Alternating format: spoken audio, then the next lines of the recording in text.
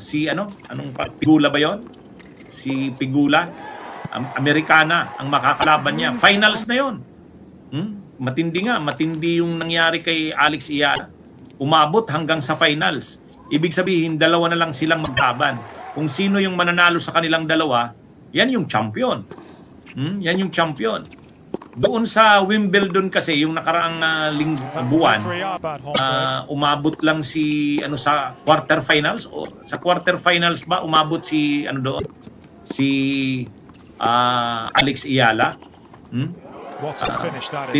Tinalo siya doon sa Wimbledon nung Italia na champion pero dito sa sa Washington DC, itong laban na ito, umabot sa finals. At ngayong 12 AM ang laban. Malalaman natin mamaya. Pag nanalo diyan si Alex Iyala, champion siya diyan. Champion siya. Kaya matindi mga kabunyog, mga kabayan. Ngayon, sa kasikatan ni Alex Iyala, yung laro ni Alex Iyala laban kay Naomi Osaka ba yun? Yung Japanese na champion, dating number 1 yun. Tinalo ni Alex Iyala si Naomi Osaka. Ay ang damit ni Alex Iyala sa laban na yun, naka all green. All green talaga. Lahat green yung damit niya. Yung outfit niya green. Ay ngayon, ginagamit na naman ng mga DDS. Sabi ng mga DDS, basta nasa tamang kulay ka, panalo ka. Congrats Alex Iyala. Love from DDS. At sinasabi pa nila na nagdamit daw ng all green si Alex Iyala in support daw kay Sara Duterte. May mga ganun pang post ang mga DDS Talagang sinasakayan nila yung kasikatan ni Alex Iyala, ginagamit sa politika. Pero mayroong kumalat ito, news update. I never wore a green outfit to support VP Sara. That's a big no for me. Ewan ko kung totoo ito. Mayroong quote card na ganyan na kumakalat kung sinabi nga yan ni Alex Iyala. Pero malamang totoo naman yan Kasi si Alex Iyala, syempre, ayaw niyang bigyan ng politika ang tennis. Kumbaga siya, sports yan Ayaw niyang bigyan niya ng politika. Ayaw niya syempre, ang dinadala niya ang sambayan ng Pilipino, ang mamamayang Pilipino sa kanyang laban. Hindi niya naman diyan dinadala ang Duterte o kung sino man.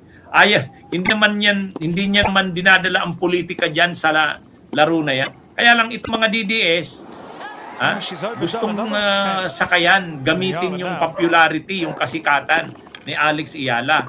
Ay lalo pa nung laro ni Alex Iyala, kalaban yung Japanese champion na si Naomi Osaka. Yung tinalo niya sa semifinals, naka-green siyang damit. Green ang outfit niya. Ngayon, ginagawa ng mga DDS, kaya daw nagdamit na green si Alex Iyala dahil gusto niya raw ipakita ang suporta kay Sara Duterte. Kasi alam naman natin, ang green, kulay ni Sara yan. Pero, sabi nga dyan, I never wore a green outfit to support VP Sara. That's a big no for me. Hindi ko lang alam kung ito nga ba'y legit o totoong statement nga ni Alex Iyala. Pero totoo naman na si Alex Iyala hindi naman linalagyan ng politika ang paglalaro niya ng tennis. Hindi niya naman pinapakialaman. Hindi naman siya nakikialam kung Duterte, Marcos, o Leni, walang ganun. Ang daladala niyang bandila ay bandila ng Pilipinas. Ang daladala niya ay ang buong sambayan ng Pilipino. Siya nga ang nakakapag-unify ngayon ng mga Pilipino Ano pa man ang kulay politika o nayu-unify sa ilalim ni Alex Iyala. So bakit naman niya gagamitin ang tennis o ang kasikatan niya para makialam sa politika sa Pilipinas? Itong mga DDS talagang desperado na